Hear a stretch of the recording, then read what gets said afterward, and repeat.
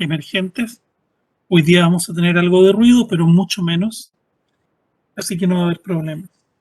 En todo caso, la grabación suele salir de buena calidad. Les hago presente esto último, estuve revisando la anterior. No obstante, vamos a partir todo de nuevo, a partir de lo que estábamos comenzando a pasar la clase anterior. Nos encontrábamos en los derechos fundamentales relativos a la seguridad jurídica y nos correspondía comenzar a estudiar la igualdad ante la justicia.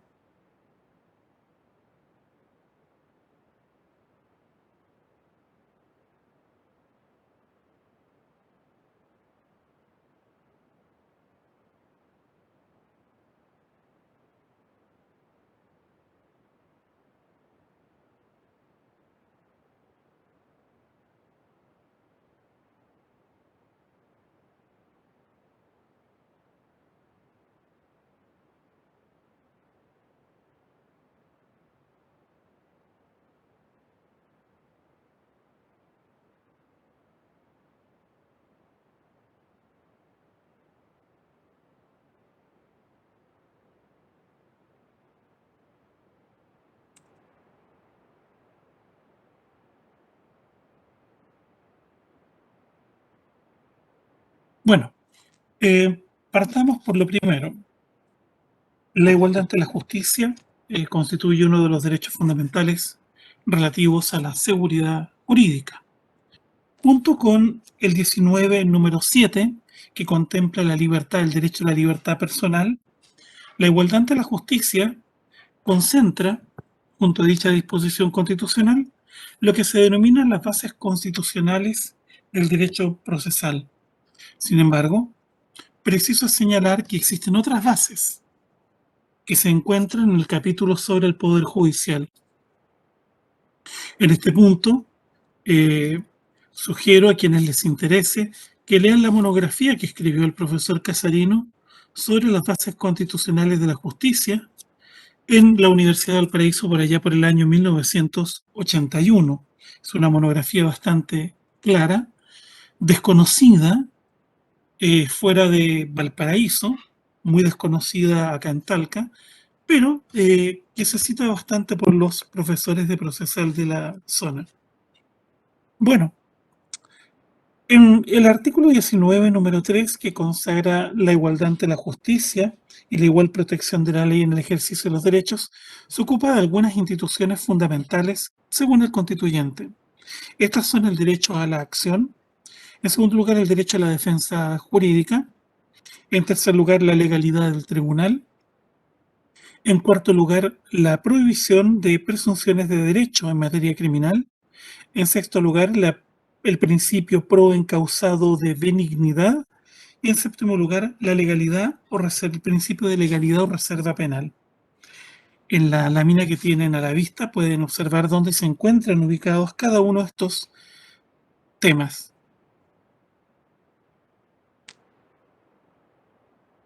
Se debe señalar que en gran medida las instituciones y temáticas enunciadas surgen a partir de la labor doctrinal de los comentaristas. No es que el texto original haya contenido títulos en la materia. Hubo discusión en la Comisión de Estudios de la nueva Constitución sobre cómo consagrar diversas garantías que ya estaban presentes en el constitucionalismo contemporáneo, concretamente en las constituciones alemana e italiana, en los pactos internacionales sobre derechos humanos. En algunos casos se prefirió una redacción más adaptada a la realidad chilena de la época. En otros casos se llegó a soluciones de transacción dado el contexto político existente. Tengamos presente que diversas disposiciones del 19 número 3 y 19 número 7 están redactadas pensando sobre todo en el proceso penal, pero en el antiguo proceso penal, y han sido objeto de una interpretación adaptativa. De hecho, el capítulo tercero, el 19 número 3 y el número 7 no han sido profundamente modificados desde el año 1989. Ni siquiera el derecho a la indemnización por error judicial, el 19 número 7 letra I, fue actualizado, lo que genera una serie de problemas para los operadores del derecho. Vamos a la primera institución, que es el derecho a la acción. La Constitución Política, en el 19 número 3, inciso primero, consagra un derecho subjetivo, que es el derecho a la acción. Se dice que esta igual protección de la ley en el ejercicio de los derechos no es sino la manifestación del derecho, de un derecho procedimental que tenemos todos, es el derecho a la acción. Es importante señalar que tener derecho a la acción no significa que uno esté asistido por el derecho. Uno puede tener derecho a la acción, ejercer una acción y, sin embargo, no estar asistido por el derecho, terminar siendo el prejuicioso en un proceso judicial. Simplemente la acción es un poder jurídico para poner en obra o poner en movimiento la maquinaria judicial. Este poder jurídico permite formular con efectos jurídicos pretensiones procesales ante los órganos de la jurisdicción. La forma en que se manifiesta materialmente el derecho a la acción y concretamente la pretensión procesal es mediante un acto procesal denominado la demanda, pero no se deben confundir unos y otros, son cosas distintas. Los estadounidenses tienen una expresión que yo creo que recoge muy bien, que es difícil traducirla al castellano, poca gente la conoce, excepto quienes han estado inmersos en dicho contexto cultural. Ellos dicen que todo el mundo tiene derecho a tener su día en la corte. Más allá de si se cumple o no esto en ese país, esa expresión indica que todo el mundo tiene un derecho procedimental, el derecho a una justicia procedimental que se pone en obra con el derecho a la acción. Es importante señalar que este derecho a la acción comprende no solo acciones nominadas, sino que también las acciones innominadas. Las acciones nominadas son las que todos conocemos, o nominativas, reivindicatoria, publiciana, interdictos posesorios, etc. Las acciones no nominadas son aquellas que no tienen un nombre y simplemente son innumerables, la mayoría, con el objeto de poder manifestar una pretensión particular concreta. Por ejemplo, la acción para el cegamiento de un pozo. Solo hay una breve referencia en el artículo 56 del Código de Aguas, pero nadie duda que existe la acción de cegamiento de pozo. La acción de cancelación de título, de un título conservatorio. En alguna oportunidad, recuerdo, alguien ejerció en contra de un abogado en la contestación a la demanda, ejerció una demanda, interpuso una demanda reconvencional consistente en la acción de cancelación de título profesional, una acción innominada, que si hubiera triunfado hubiera implicado la cancelación del título profesional para ese abogado. Sumamente delicado, ¿ya? Uno puede interponer múltiples acciones, dado que las acciones no están limitadas, a diferencia de lo que sucedía en el procedimiento formulario del derecho romano, que era un derecho de acciones. Nuestro derecho también es un derecho de acciones. Tiene mucho de common law, a pesar de que procede del civil law, por la sencilla razón de que para cada materia se crean acciones. Por ejemplo, no hay un contencioso administrativo general para demandar a la administración del Estado, pero hay 128, 127 contenciosos administrativos especiales para demandar la nulidad de actos administrativos diversos. Y todos son relativamente distintos. Por lo tanto, ¿Qué es el derecho a la acción? Es el derecho de toda persona a la actividad procesal en manos del sistema jurisdiccional. En el bloque constitucional o de la constitucionalidad de los derechos fundamentales, este derecho está recogido en el Pacto Internacional de Derechos Civiles y Políticos, en el artículo 14, número 1, y en la Convención Americana de Derechos Humanos, en el artículo 8, número 1. El segundo derecho, que está contemplado en los incisos 2 a 4, es el derecho a defensa jurídica. Este derecho comprende el derecho a la defensa técnica y el derecho a la defensa material. Vamos al derecho a la defensa técnica. Está contemplado en el inciso segundo del 19, número 3. Este inciso consagra el derecho a una defensa técnica que corresponde o consiste en el derecho de toda persona natural a ser asesorada y representada por un letrado, por un tercero o bien por sí misma, según se trate de un procedimiento jurisdiccional o administrativo. En el ámbito jurisdiccional tenemos la Defensoría Penal Pública. También tenemos la Corporación de Asistencia Judicial, que tiene tutela sobre la Defensoría Laboral. Y tenemos la institución del abogado del turno, que es una carga que recae sobre todos nosotros, los abogados.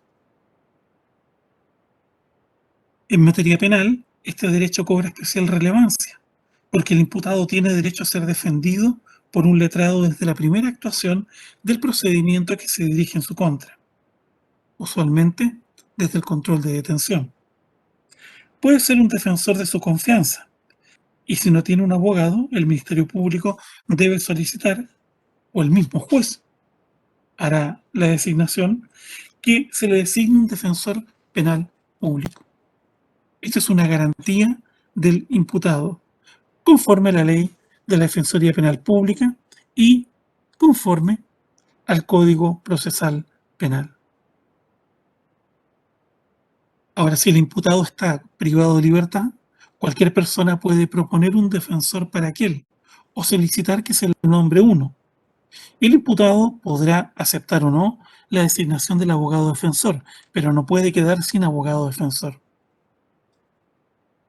Si el imputado pudiera eventualmente defenderse personalmente, el tribunal lo autorizará solamente cuando no perjudique la eficacia de su defensa, lo cual es muy inusual, dado los tecnicismos que están involucrados.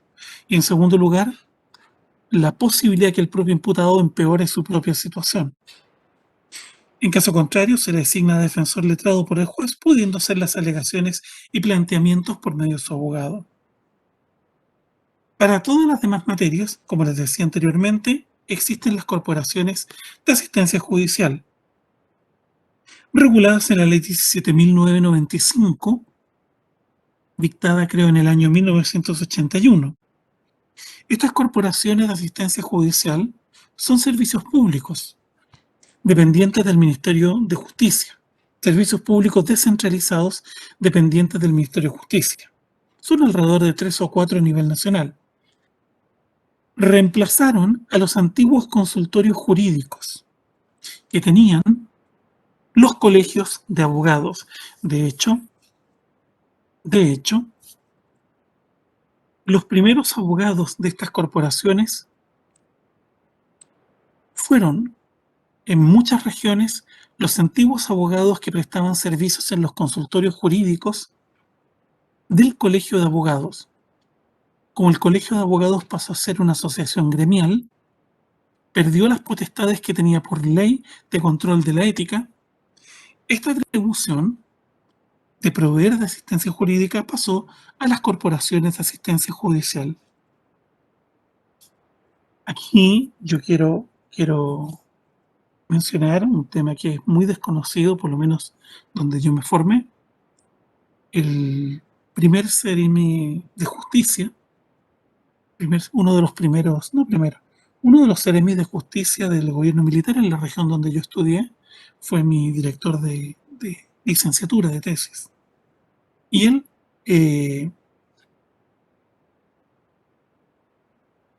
autorizó la contratación en estas corporaciones de muchas personas que habían sido exoneradas del Poder Judicial después del golpe de Estado, siendo un hombre de derecha, lo cual habla muy bien de él. Se dice que la mano derecha no debe saber lo que hace la mano izquierda. Y después del fallecimiento de nuestro profesor, nosotros nos enteramos de muchas cosas que hizo, siendo un hombre muy de derecha, de muchas cosas que hizo en favor de otras personas que pensaban muy distinto de en aquellos años tan difíciles. Finalmente, existe el abogado del turno, que está regulado en los artículos 595 y siguientes del Código Orgánico de Tribunales, respecto del cual se han planteado la institución del abogado del turno implica una carga que recae sobre todos quienes son abogados. Em, y esta carga es bastante delicada.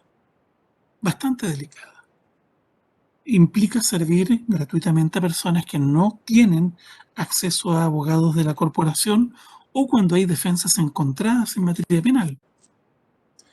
Em, y ha sido objeto de algunos requerimientos de inaplicabilidad en materia penal. ¿Por qué? Estos requerimientos han sido rechazados por el Tribunal Constitucional y antes por la Corte Suprema. ¿Por qué? Porque sobre algunos abogados ha caído la carga de defender a personas imputadas por delitos previstos en la Ley 20.000 sobre tráfico de estupefacientes, que es un tema sumamente delicado, muy delicado. ¿Por qué es delicado?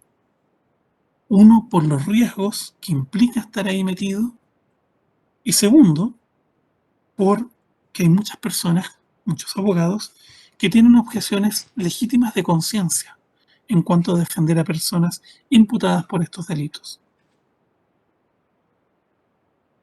Es importante señalar que quienes asumen el patrocinio y representación de imputados por la Ley 20.000 son registrados en un libro que lleva Contraloría General de la República.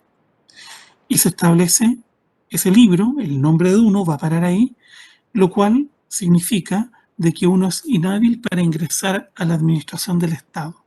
El famoso libro de la Ley 20.000. Por lo tanto, si usted asume esa representación, tiene que tener claro lo que ello significa para el futuro. Del mismo modo, si usted es abogado o funcionario y por ganarse unos pesos muy jugosos decide asumir este tipo de defensa, va a ser destituido en tiempo récord, se lo digo. En menos de 72 horas va a estar destituido.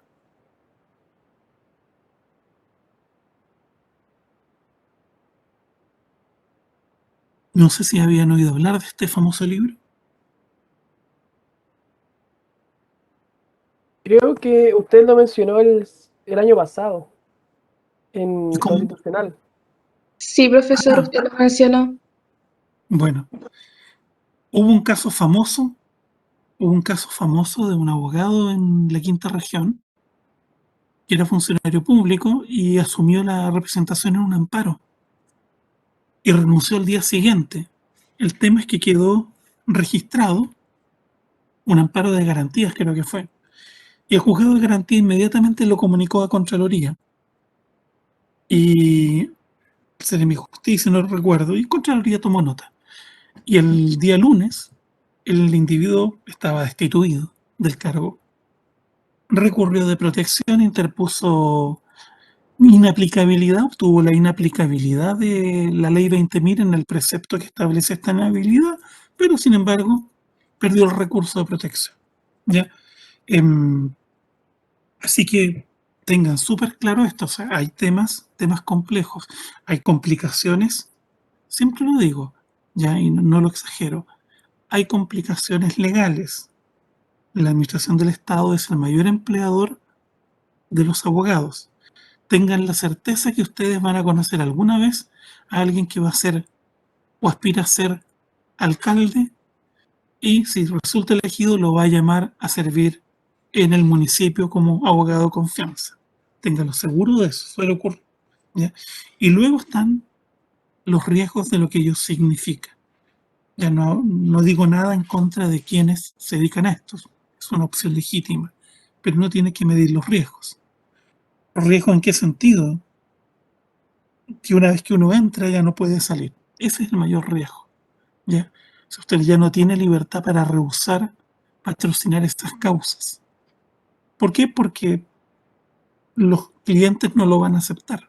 Usted pone en riesgo a su familia, etcétera, como le ha ocurrido a algunos colegas. En fin, es bien complejo. En la región donde yo tramitaba, había un colega que se hizo famoso en esto.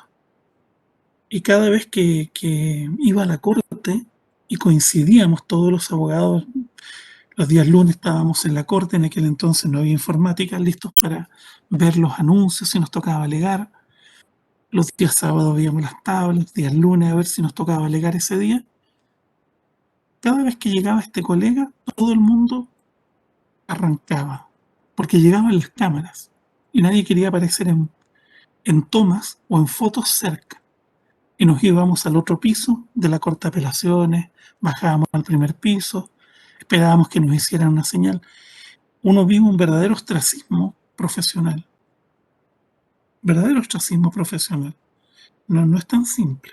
Sobre todo cuando son comunidades bastante fuertemente armadas en lo profesional. En lo profesional siempre hay lealtades y se forman bandos. Por lo tanto, es así.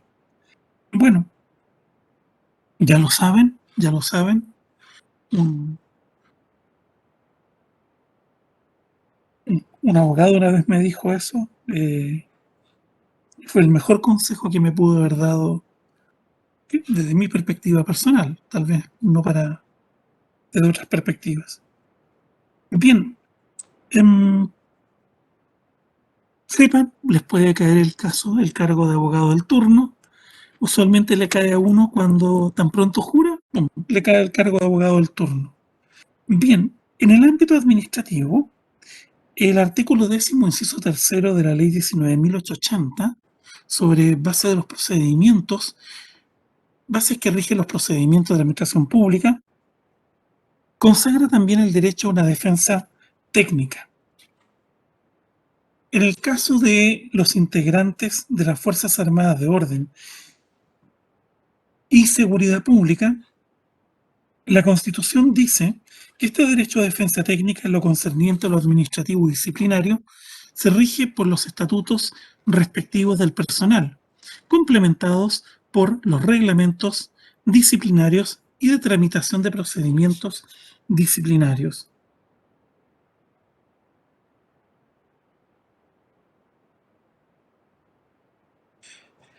El derecho a defensa material está contemplado en el 19 número 3, incisos tercero y cuarto. Este inciso consagra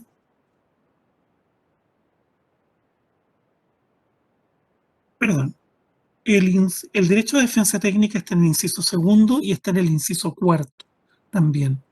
El inciso segundo indica que toda persona tiene derecho a defensa jurídica en la forma que señale la ley y ninguna autoridad o individuo podrá impedir, restringir o perturbar la debida intervención del letrado si hubiera sido requerido.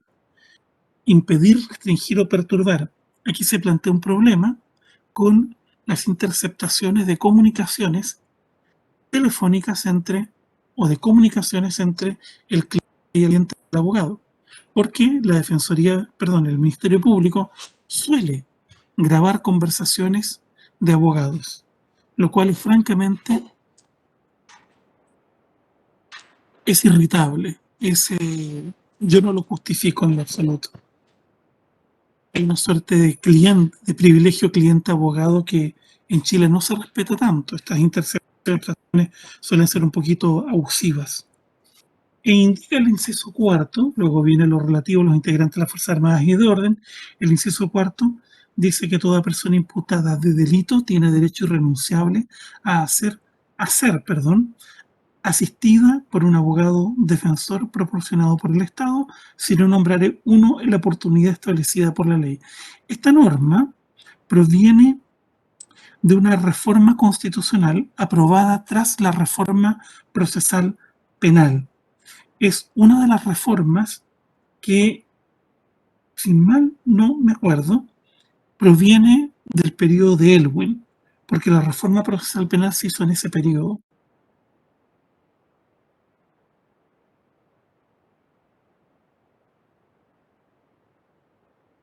Me rectifico, proviene de una reforma del año 2011, pero obedece a la reforma procesal penal. Bueno, lo que viene a continuación es el derecho a la defensa técnica que está en el inciso. Voy a corregir esto. Un momento, por favor.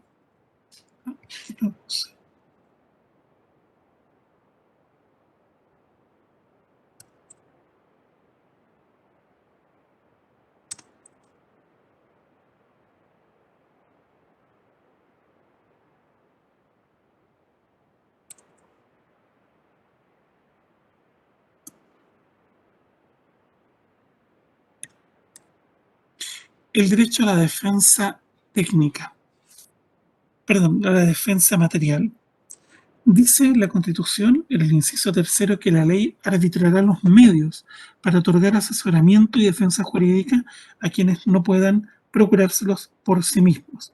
La ley señalará los casos y establecerá la forma en que las personas naturales víctimas de delitos dispondrán de asesoría y defensa jurídica gratuitos a efectos de ejercer la acción penal reconocida por esta Constitución y las leyes. Este precepto constitucional tiene dos partes. La primera parte,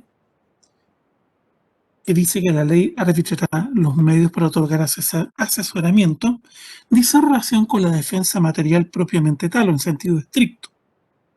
Esto es, el derecho fundamental a ser oído en el proceso, a rendir las pruebas que el procedimiento legal contemple.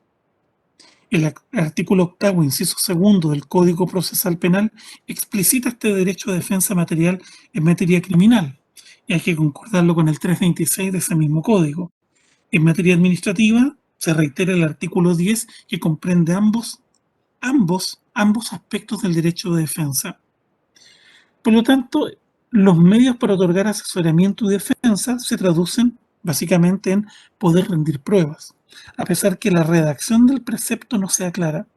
Lo que viene a continuación, en el inciso tercero, la segunda sentencia que habla de las víctimas de delitos, la verdad es que esta norma se establece en el 2011 y es una reforma constitucional que no tiene, en mi perspectiva, mucho sentido.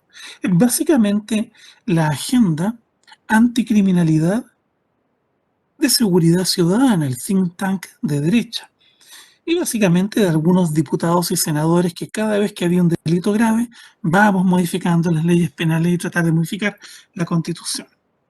Se ha instalado, de alguna manera, la sensación en la opinión pública de que las víctimas están indefensas y que el Ministerio Público no cumple la función de perseguir los delitos.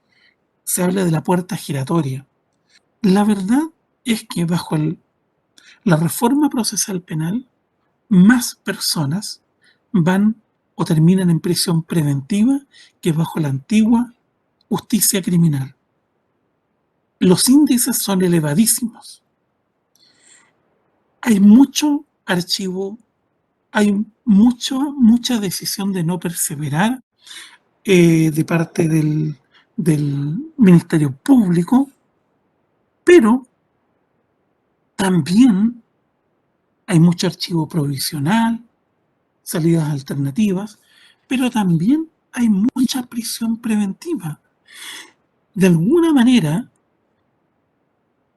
en la lógica o cultura organizacional del Ministerio Público, uno se cuestiona cuánto rige el principio de objetividad, porque la formalización, que es un simple noticiamiento de que se va a dirigir una investigación en contra del inculpado, no es más que una noticia judicial, se le asigna una tremenda significación por la prensa y el Ministerio Público, fundamentalmente por los cautelares que se solicitan, dado que en la audiencia de formalización uno puede solicitar cautelares.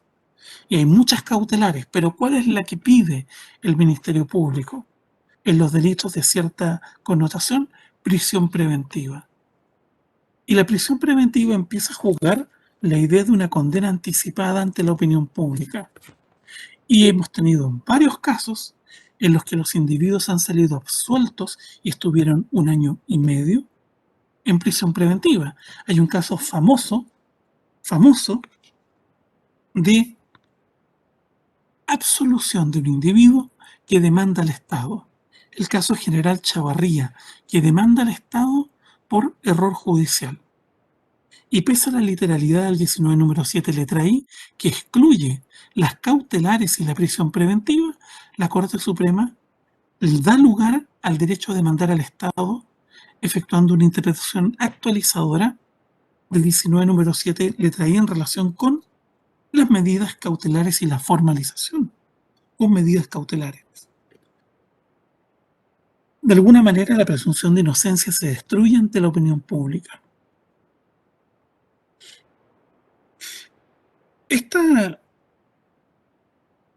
Esta idea que se ha instalado en la opinión pública ha llevado a pensar que el Ministerio Público debe ser el abogado de la víctima, lo cual en ningún sistema procesal penal sucede, por lo menos ninguno serio, ninguno de los que conocemos que se tuvieron como modelo. Siempre el Ministerio Público defiende los intereses generales de la sociedad. En Estados Unidos es el pueblo en contra de, y así se titulan los casos. Nunca es fulanito fulanita. En el diseño del Ministerio Público, de la reforma procesal penal, la víctima debe procurarse su propio abogado. Y debe hacerlo porque si no el sistema se recarga más de lo que ya está recargado. Dado que el Ministerio Público en ocasiones se ve contradicho por los deseos de la víctima, es que se estableció esta reforma constitucional en la idea de crear una defensoría de las víctimas. Esta defensoría de las víctimas, ¿quién debería crearla? Bueno, la ley.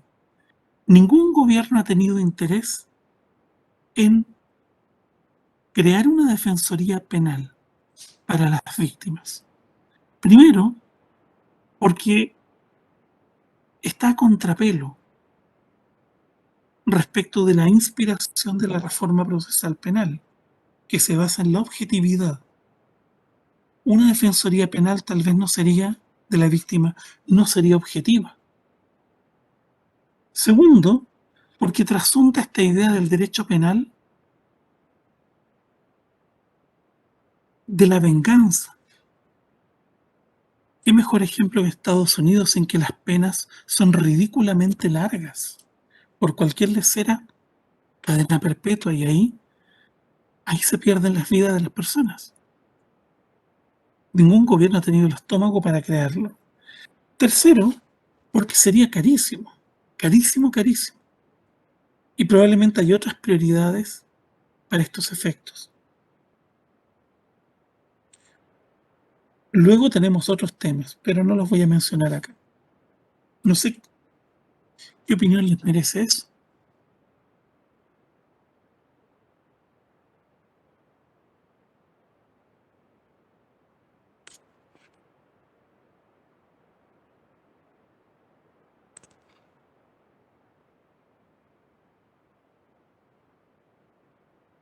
¿Les merece alguna opinión?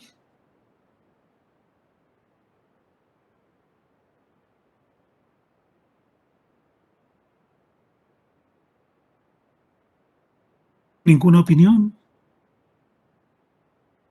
Buen día, profesor. Creo que acá en Chile al menos es bastante complejo porque a veces uno ve que hay mucha reinserción sobre algunos delitos, pero de qué manera uno trabaja eso de manera preventiva o posterior.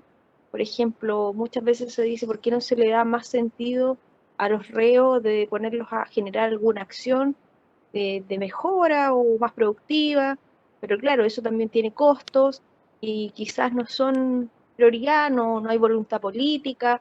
Entonces, a veces cosas que parecen tan obvias se transforman como mucho más complejas de poder ejecutar. Entonces, es difícil, yo siento, abordar estos temas.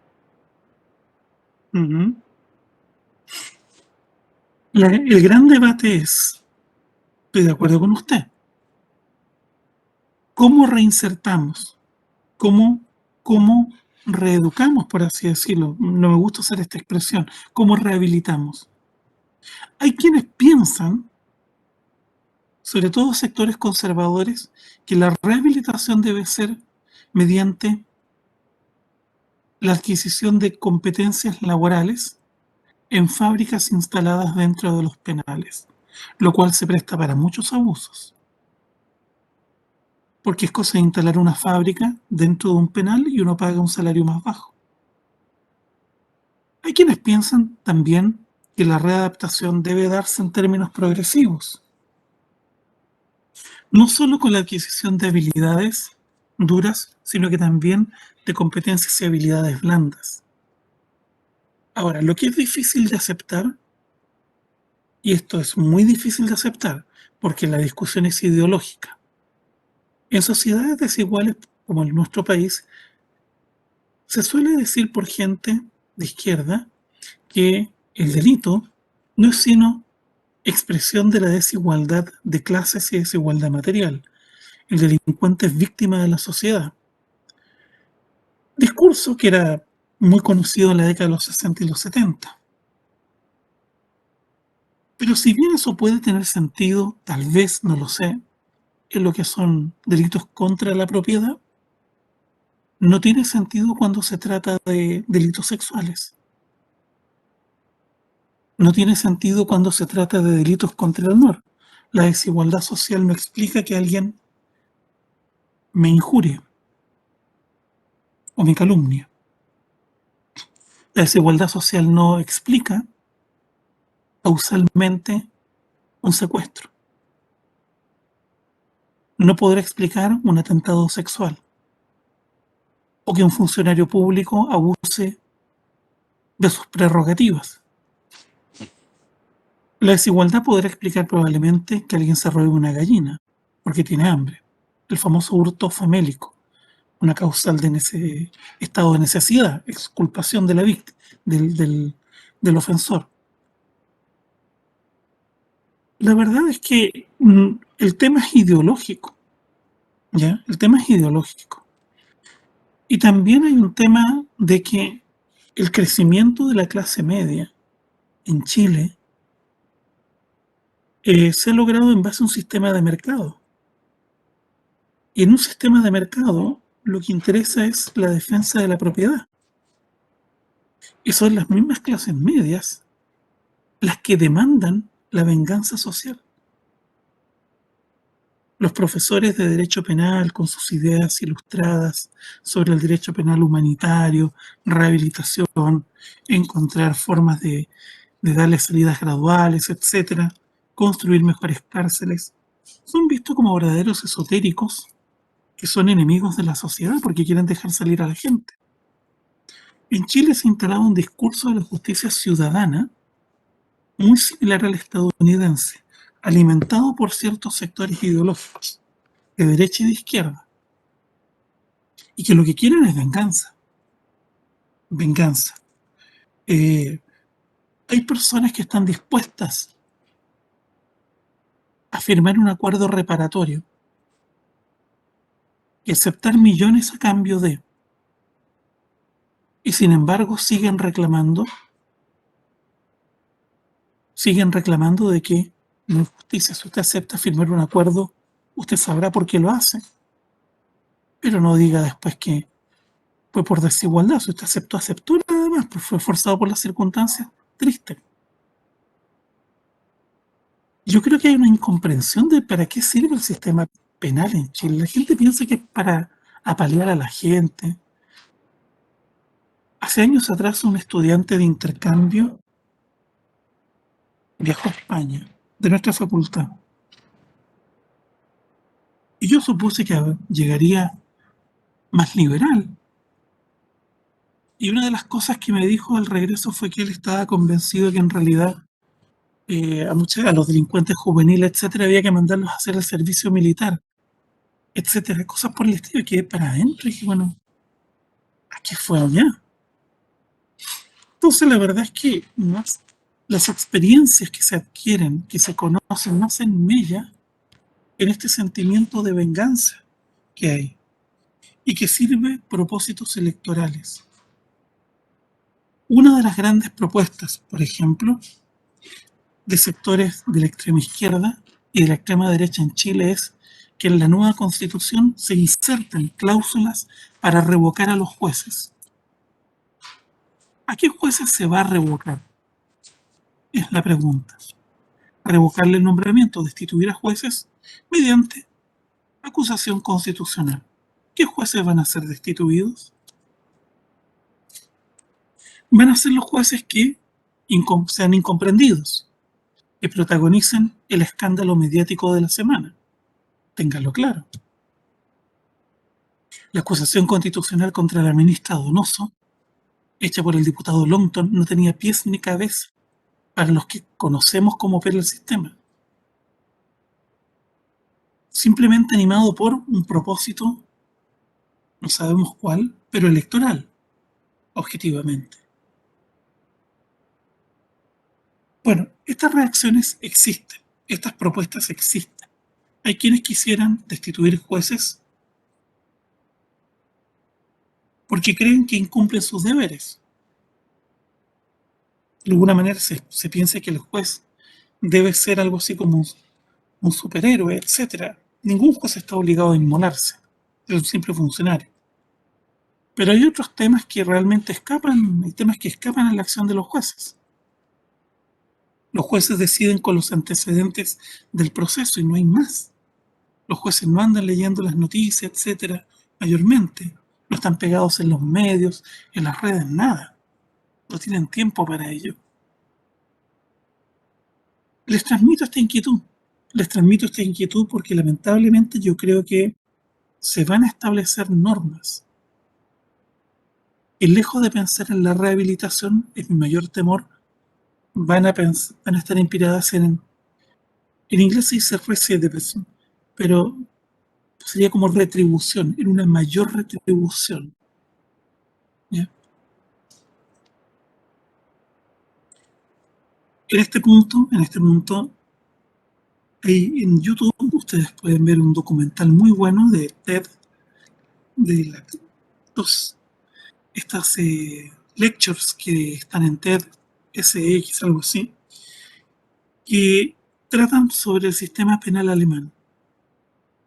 Un profesor de justicia, de políticas públicas, justicia criminal estadounidense, nieto de judíos que escaparon en el Holocausto, que escaparon del Holocausto hacia Estados Unidos, le toca ir a Alemania. Y él expresa su escepticismo sobre Alemania, sus problemas de ir a ese país, por lo que le habían hecho a su familia. Y parte su lecture diciendo que el artículo primero muestra la comparación entre las cárceles de Estados Unidos en que se maltrata a la gente y las cárceles alemanas. Y la clave, o sea, él expresa cómo una sociedad pudo aprender de sus errores. Y la clave está en el artículo primero de la Constitución alemana, que dice que la dignidad humana es inviolable. Si eso es así, entonces los tratamientos carcelarios, penitenciarios deben ser acordes a ello. Y eventualmente, aquellos que no puedan ser resocializados deberán ser mantenidos en establecimientos psiquiátricos. Pero no puede haber lugar a cosas como, por ejemplo, la castración química que han abogado algunas personas para los sensores sexuales, porque ello va contra la dignidad de la persona humana, mutilar a las personas, etc. Denle vuelta a esto, muy interesante, si se van a dedicar al derecho penal o al derecho penitenciario. Bien, Voy a ver si les puedo dejar el vínculo a esta visita a las cárceles alemanas que hizo este profesor estadounidense. Vamos a la legalidad del tribunal, como tercer principio que está presente en la Constitución. Es lo que se denomina el derecho al juez natural. Indica la Constitución que nadie puede ser juzgado por comisiones especiales, sino por el tribunal que señalare la ley y que se hallara establecido por ésta con anterioridad a la perpetración del hecho. Este inciso ya a esta altura, quinto creo que es, inciso quinto, consagra este derecho al juez natural predeterminado por la ley. Este derecho supone los siguientes requisitos. El órgano jurisdiccional debe ser creado por ley en forma previa al juzgamiento. Debe estar investido de jurisdicción y de competencia antes del hecho motivador del proceso. No basta la sola creación, también su organización y atribuciones.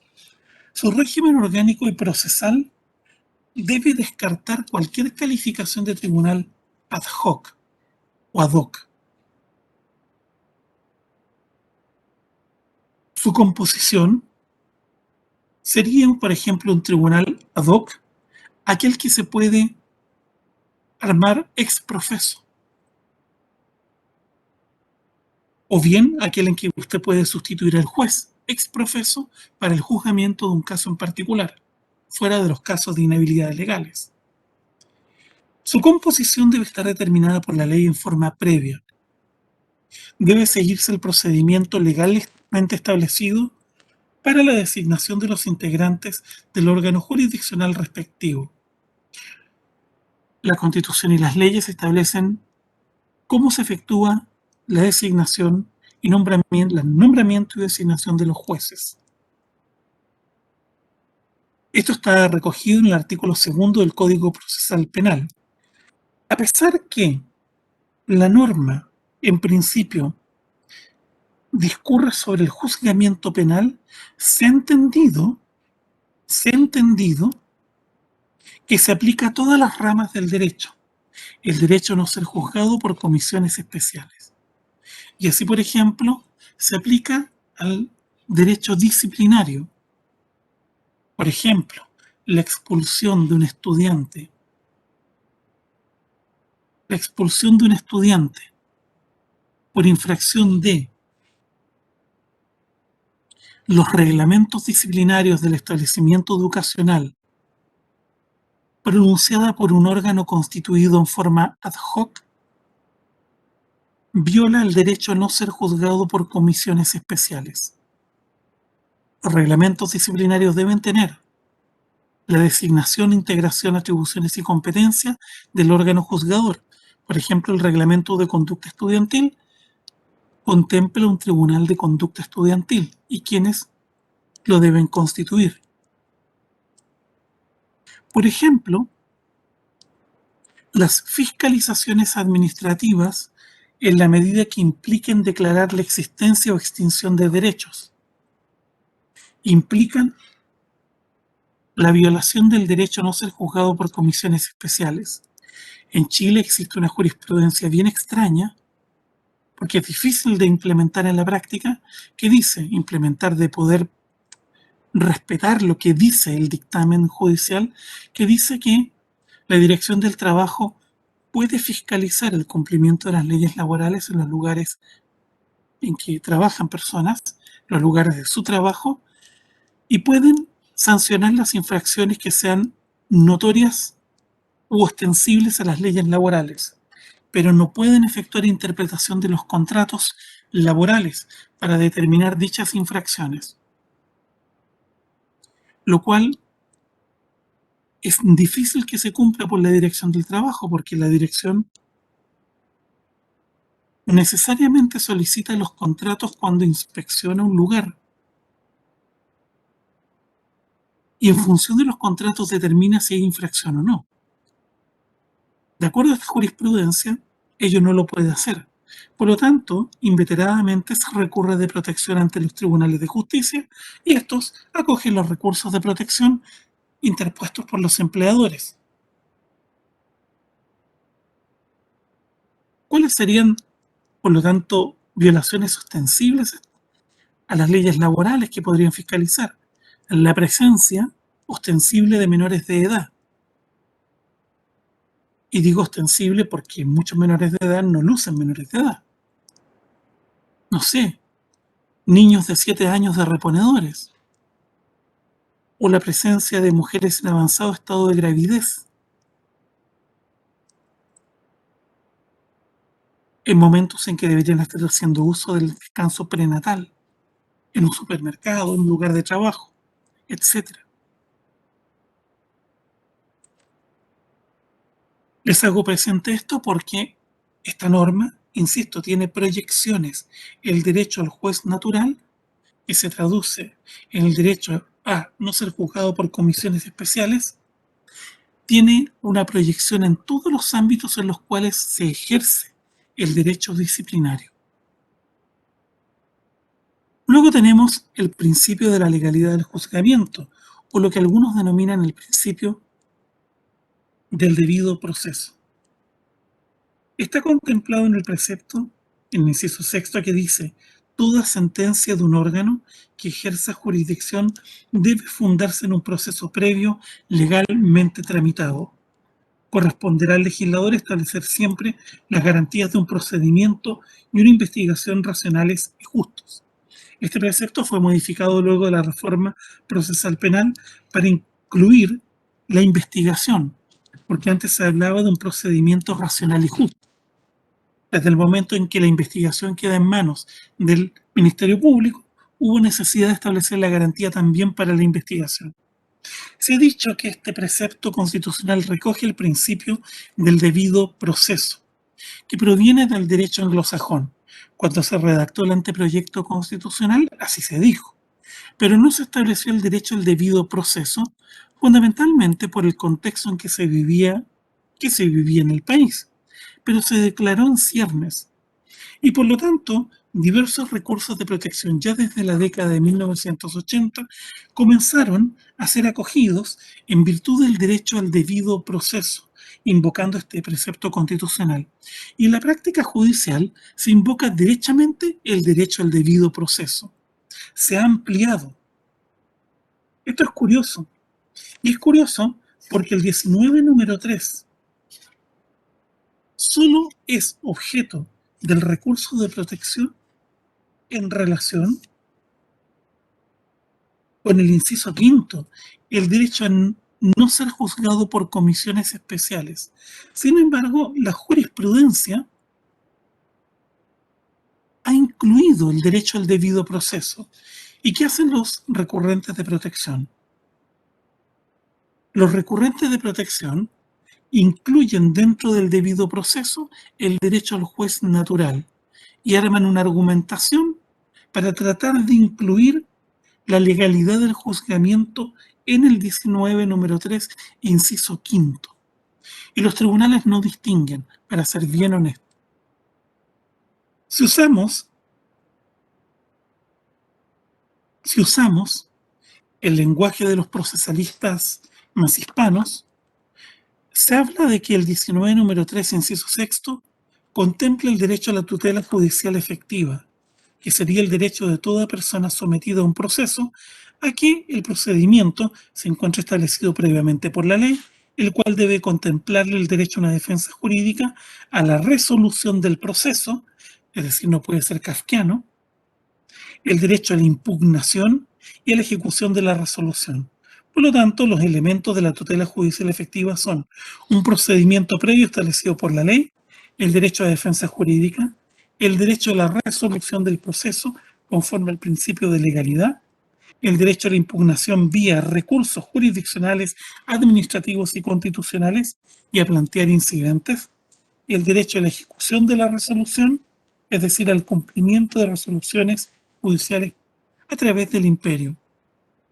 Este principio se reitera en el artículo 18 de la Ley 18.575, Ley Orgánica Constitucional de Bases Generales de la Administración del Estado, en materia de responsabilidad administrativa, es decir, responsabilidad del funcionario por vía disciplinaria. En el bloque constitucional encontramos también referencia a esto. Podemos acudir al artículo 14 en sus números 3, 4, 5 y 7 del Pacto Internacional de Derechos Civiles y Políticos, en el artículo 8, números 2, 3, 4 y 5, y en el artículo 25 de la Convención Americana, en la Convención sobre Derechos del Niño, en sus artículos 37 letra D, 40 número 2 y 40 número 3. Ahora bien, este principio del debido proceso de la legalidad del juzgamiento también puede ser invocado por vía de protección a través del 19 número 2, el derecho a no ser discriminado, toda vez que la violación de la legalidad del juzgamiento para una persona implica una discriminación arbitraria respecto de otras personas a quienes se les respeta la legalidad del juzgamiento. Siempre se puede hacer ingresar todo aquello que no está protegido por el recurso de protección a través del 19 número 2 y si no, del 19 número 24. Anótenlo en sus cuadernos como futuros abogados. Ahora bien, este inciso sexto plantea un problema para los procesalistas. ¿Por qué plantea un problema? Porque la primera parte, la primera sentencia, habla de un órgano que ejerce jurisdicción. Toda sentencia de un órgano que ejerza jurisdicción debe fundarse en un proceso previo legalmente tramitado. Se ha entendido por una parte de la doctrina que no solo los tribunales que integran el Poder Judicial pueden ejercer jurisdicción, porque la norma habla de un órgano, no de un tribunal. Por lo tanto, puede haber tribunales administrativos que ejerzan jurisdicción.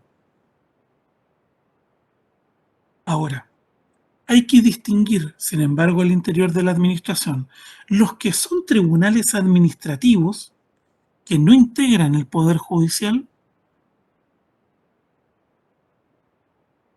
de lo que son simples funciones administrativas en procedimientos administrativos. Por ejemplo, la Dirección General de Aguas resuelve sobre la constitución de derechos de aprovechamiento de aguas. Y como tal, en el procedimiento administrativo respectivo, conoce y resuelve sobre las oposiciones a las solicitudes presentadas por interesados.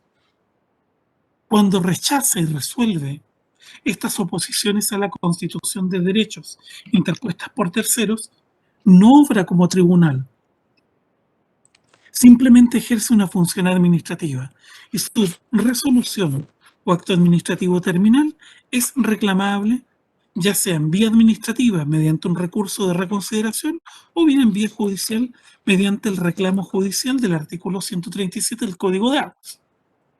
Esa situación es distinta a aquella, por ejemplo, en que el director general regional de impuestos internos conoce de ciertas reclamaciones en materia tributaria. Ahí obra como un verdadero tribunal administrativo.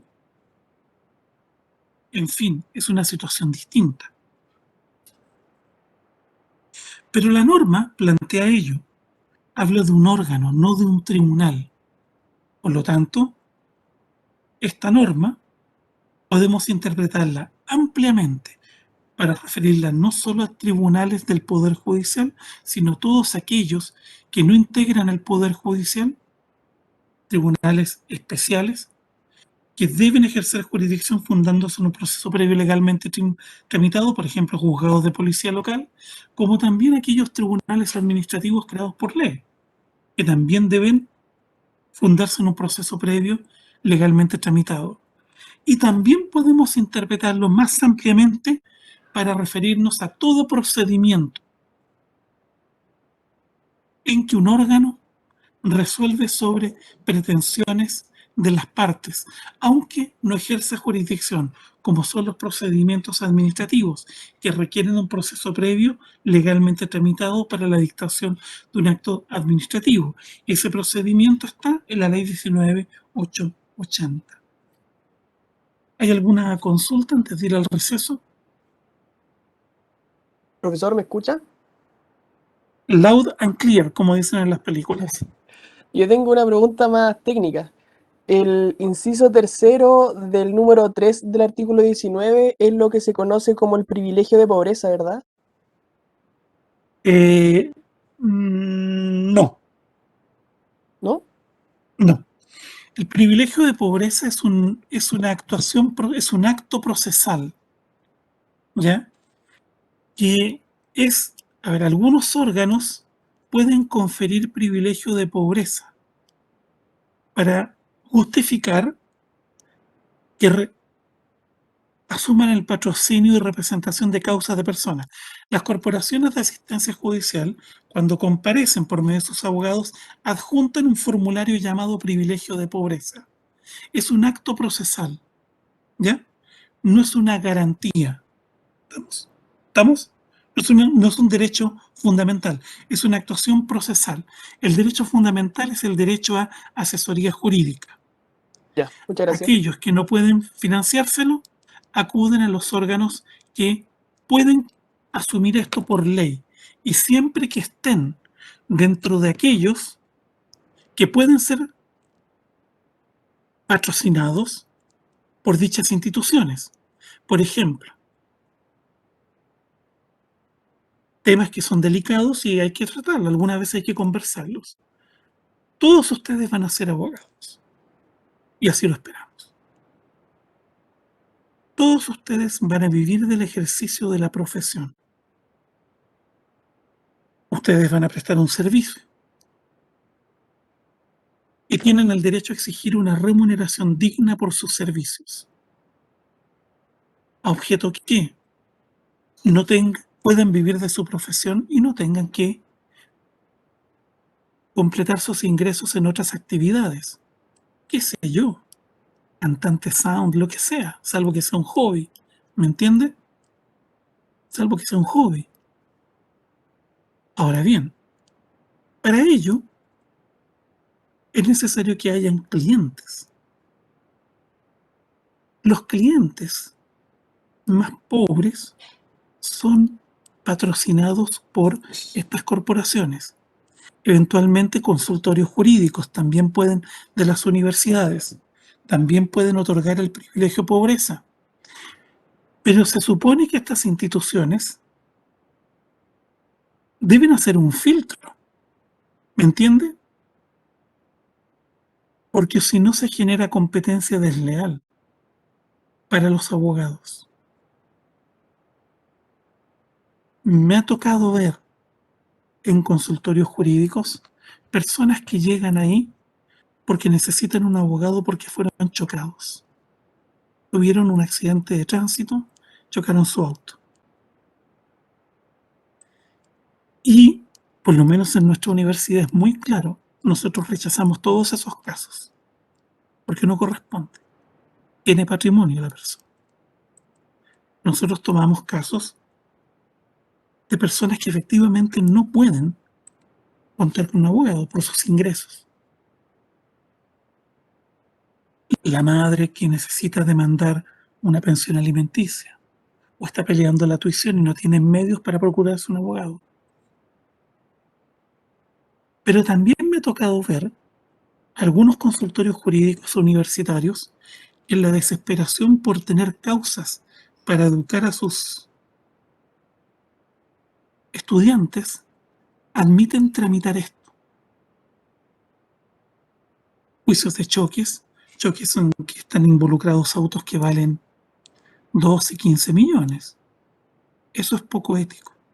El Colegio de Abogados constantemente reclama a las universidades de que están patrocinando personas que pueden procurarse un abogado. Por lo menos en nuestro caso, nosotros somos sumamente estrictos. No así otras universidades, como me toca ver. En general, en las universidades del Consejo de Rectores que tienen consultorios jurídicos, el tema es muy estricto. El consultorio de la U de Valparaíso es muy estricto, el nuestro muy estricto, el de la Chile también. Otras no lo son tanto. La Católica tiene un consultorio muy estricto, de los Andes también. Otras no tanto. Espero que lo entiendan. No sé si ¿entienden la lógica que hay detrás de esto? No mucho. Pero Ok. igual lo que puedo entender es que esta herramienta procesal es en base a la garantía constitucional. Ya. Pero, ¿qué más le dije? A ver si lo entendió. Que a veces no se otorga esta herramienta porque las personas sí tienen los recursos. Ya. Luego, corolario. ¿Cuál es el corolario de esto? Ahí me perdí un poco. Como futuros abogados, Hay que ser cuidadosos con los casos que tomamos ¿cuál otro? y fijarse en los recursos que tienen las personas que están acudiendo a nosotros. ¿Cuál otro? A Ahí ver me el resto perdí. del curso. A ver el resto del curso.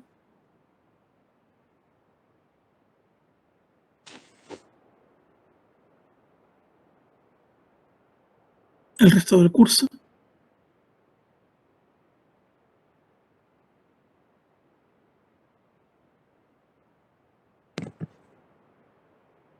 Piensan como futuros abogados.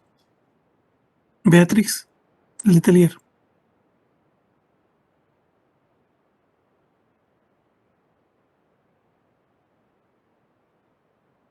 Beatriz.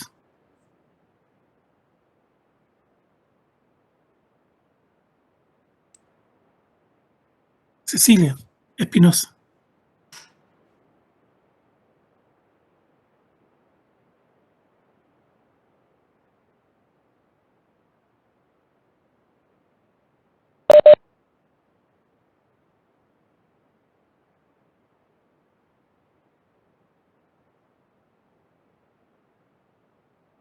Ya pues.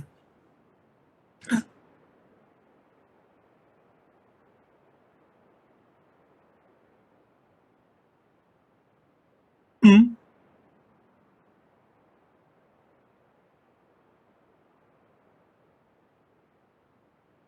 Bueno, todo el mundo está dispuesto a pagarle un médico, pero no todo el mundo está dispuesto a pagarle un abogado. Al médico no le piden resultados, pero al abogado quieren que les asegure el resultado. Y usted no tiene control del resultado, porque usted no controla al juez. Mientras más se amplía el asesoramiento gratuito, menos trabajo para los abogados. Y usted puede terminar con un bonito título que ahí lo va a tener colgado en el garage, mientras se dedica a otras cosas. Entonces lo que usted va es que igual debemos hacer respetar nuestra profesión, Es que tienen que, naturalmente. si ustedes van a ser abogados, ténganlo claro, ténganlo sumamente claro. ¿Ya? Se están estudiando una profesión para ganarse la vida. Uno es abogado más algo más, abogado y agricultor, abogado y cantante, abogado y... Pero la base siempre se la da la derecha para emprender las demás cosas. De lo contrario, usted va a estar frustrado porque no se puede ganar la vida en lo que fue su vocación. Y para ganarse la vida en esto hay que dedicarse.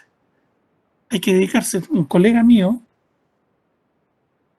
acabo de hablar con él, eh, tiene un emprendimiento minero en el norte y está viviendo en el campamento minero. Él constituyó las pertenencias, todo, es el abogado de la empresa y está ahí en la faena, abogado de faena, metido ahí en medio del polvo, al ojo del amo engorda al caballo. Lo mismo sucede si usted tiene una oficina. ¿Cuánto le entra? ¿Cuánto le sale? En una de las grandes demandas en la elección presidencial de 1970, uno de los grandes ofrecimientos del candidato Radomiro Tomic fue crear un servicio nacional jurídico gratuito para las personas que necesitaban, por la desigualdad en el acceso a la justicia. Esto se cumplió por el gobierno militar, creando la Corporación de Asistencia Judicial, que funciona bien, mal, pero existe. Se ha hablado de modificarla, de darle más recursos, etc. Podrá contratar más abogados, pero eso no significa que va a contratar a todos. El punto es que en algún momento el tipo de causas que asumen comienzan a impactar a la profesión. Todas estas defensorías, y usted empieza a perder clientes, y usted tiene que mantener su oficina, porque sale caro tener oficina. Por lo tanto, piensen siempre como abogados, o sea, si usted no se va a dedicar a esto no interesa, pero si se va a dedicar a esto, es un tema difícil, no se trata en la escuela de Derecho, pero lo vivimos en la facultad por los reclamos permanentes del Colegio de Abogados. Porque obviamente hay colegas que necesitan ganarse la vida, tienen familias. Y es legítimo que se gane la vida, todo el mundo tiene derecho al trabajo. En fin. Acuérdense de esto porque a todos termina afectando. No sé si les quedó más claro con esto, con esta explicación. Sí, al menos a mí sí. Javiera, ¿le quedó más claro? ¿Alguna de las Javieras? Sí, profesor, quedó más claro. Ok. Hay un derecho al asesor primero. La garantía es que todos tenemos derecho a un abogado. Si no podemos procurárnoslo en materia penal, bueno, nos asignará un defensor penal público. El defensor verá si es una causa como si cae dentro de la defensoría, no lo sé cómo opera. Y en otras materias, si uno no tiene los medios, va a la Corporación de Asistencia Judicial, va a los consultorios jurídicos universitarios o le caerá el abogado del turno. Pero no cualquier causa, no cualquier causa. ¿Ya? De repente yo he sabido, por ejemplo, de figuras de la farándula que cometen un error, no sé, y prefieren de atenderse con el defensor penal público en el procedimiento penal para ahorrarse contratar un abogado. En circunstancia que tienen los medios. En circunstancia que tienen los medios. Tienen ISAPRE y todo el asunto. No se atienden en FONASA. Es irritante. Bueno, bien, hagamos un 20 minutos de break.